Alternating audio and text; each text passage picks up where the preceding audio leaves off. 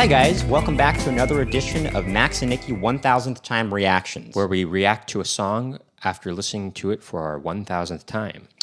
On today's episode, we're going to be reacting to If You Want to Be Happy by Jimmy Soul, which we've definitely listened to more than 1,000 times. But for all intents and purposes, we'll call it our 1,000th time. Well, we don't call it our 1,000th time. We call it our 1,000th time. Or 1,000th time. Okay. Before we get started, we just want to let you know. Before we get started, we just want to let you know that we do have another channel called Max and Nicky, on which we perform oldies, tunes, jazz standards, and other songs in that vein. In fact, we perform a cover of this song as well. Yeah, so if you want to go check out our cover of this song, we're going to put the link in the description. So just click on it down below after you finish this video and check out our cover of this song. Yeah. We also got comedy videos on there as well if you're interested. On that channel, that is. But for right now, let's take a listen to If You Want to Be Happy by Jimmy Soul. For our 1,000th time. Hey, hey, hey, hey. If you want to be happy for the rest of your life, never make a friendship with your wife. So for my personal point of view, get another girl to marry you. If you want to be happy for the rest of your life, never make a friendship with your wife. So for my personal point of view, get an ugly girl to marry you. A pretty woman makes her husband look small, and very often causes his downfall. As soon as he marries her, then she starts to do the things that will break his heart. But if you make an ugly woman your wife, you'll be happy for the rest of your life. An ugly woman cooks meals on time, she'll always give you peace of mind. If you wanna be happy for the rest of your life, never make a pretty woman your wife. So from my personal point of view, get an ugly girl to marry you.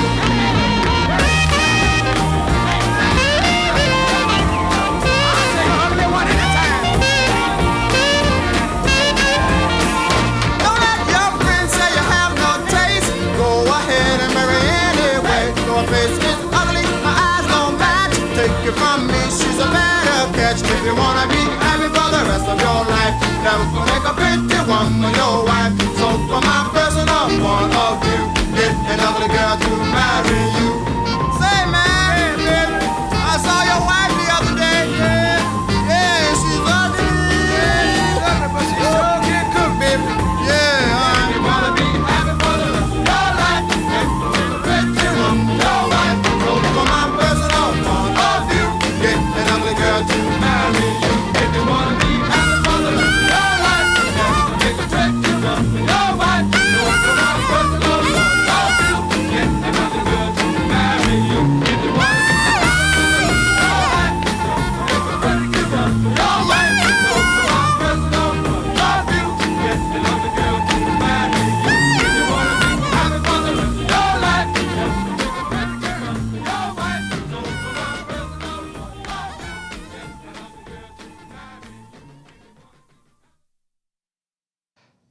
girl to Man, that that's is just a fun tune. You know, You can't help but want to dance to You just that want to get song. up and You wanna dance just to it. Get up and You know, dance that's to what it. I like about these songs, from The 50s the late and 50s and 60s. early 60s. It puts a smile on was your all face about and you having just want fun. to dance. And, it's done, I think it was done tongue in cheek. I mean, at least that's the way I perceive it Sure. now, is tongue in cheek. And, of course, And it's this just kind of... they're just having fun, I mean, this song has a little bit of a nostalgic quality for us. Sure. Especially because it's... well, not only hearing it just a lot growing up in the car, on the radio, but it also appears in the movie Mermaids. That's right. At the end of the movie, Cher and Christina Ricci and Winona Ryder start lip syncing and dancing to the song. I remember watching that when I was a young kid. There's a kind of irony in it. They're all, they're female and they're dancing to this song. That's just fun. Sure, but also it's kind of knowing there's some sort of tongue in cheek quality to it. Sure. Obviously. I mean, when I was younger. younger, we saw that movie. I think initially when I was really young, and I thought. That song was always stayed in my head, Yeah, it was always, really it reminds me of a specific time, not just, obviously it's from the early 60s, but it reminds me of a specific time in my own life. From the early 90s. From the early 90s, rather. Sure, right. In the early 90s, how I said it, Rich. But not only that, but I think this was Jimmy Soul's only hit. he's a one-hit wonder. One-hit wonder, you know.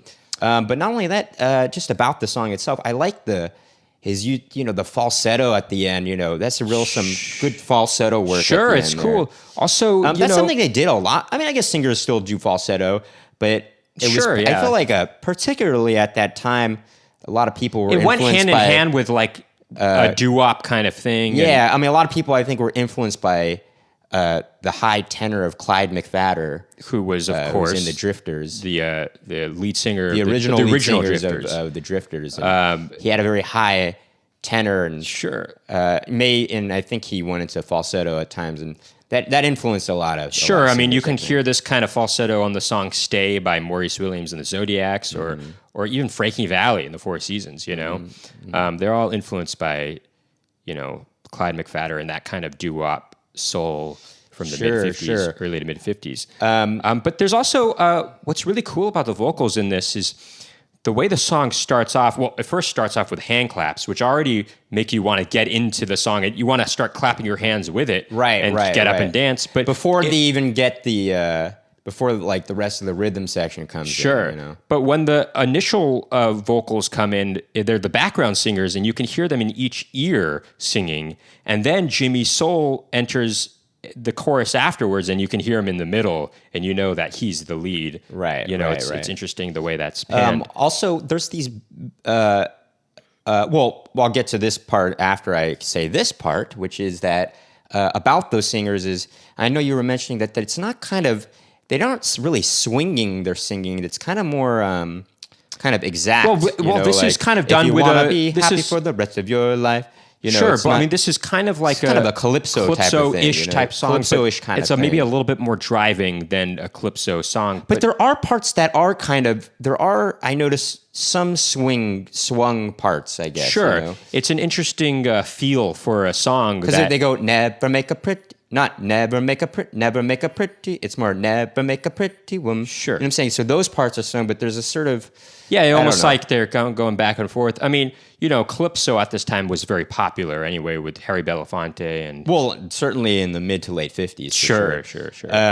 No, and even the early 60s. Sure. But also, there's also these bells in the background. Kind of, I think they're like vibraphone or something. It's has this sort of it makes you feel, there's something about the bells that kind of add a certain, I don't know, pureness to it. There's a certain wholesomeness to that. There's something about those bells, by the way, that I guess that makes that sparks a nostalgic feel for me too. I mean, there's something like bells. I heard those in the past. Well, also bells.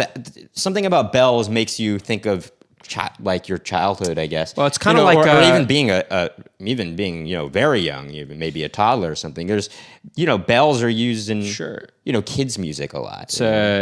It reminds me of, it's kind of like Marcel Proust's Remembrance of Things Past, or Remembrance of Time Past. And how does that make you? Temps passé. I think that's what it is. Well, a lot of the book is about time past. Yeah, I think time passed rather. I think the idea of the book is I read it a long time ago. You read the whole thing? No, I just read the first volume of it. It's like over 1,000 pages. But part of it is about this guy remembering things through smell and sensory, audio, audio-visual cues, and sensory details, sensory memory, and it brings up nostalgia and these things that he remembers from the past, and it's almost like it was like laid the basis for method acting, Lee Strasberg method acting in a way, but Also, there's bells on the Buddy Holly, Sure. Every but there's day. something about the bells on that. this that they're almost like in the background. They're in the back, and you can't really hear the. I feel like, if I'm remembering correctly, you can't really hear the attack of them so much as the decay of them, if you know what I'm saying. Sure. Which has this sort of, it makes it. I don't know. There's something cool about that. And of course, it's got that funny sort of. Spoken back and forth thing, really which makes it even more tongue-in-cheek. Sure, it makes it more tongue-in-cheek, and Anyway, It's all about having fun. It's all about having fun. So, I anyway, recommend getting up and dancing to this song. Yeah, if you haven't heard this before, or even if you have, I urge you to just get up, take a listen to a song, get up, and start dancing to it right now. It'll make you feel good and put a smile on your face. I think that's going to do it for this reaction video. But make sure to check out our cover of this song that we performed a couple years ago. Link is down in the description below. And make sure to hit that subscribe button and ding that post notification bell if you want to find out about more Max and Nicky reaction videos. And please keep tuning in.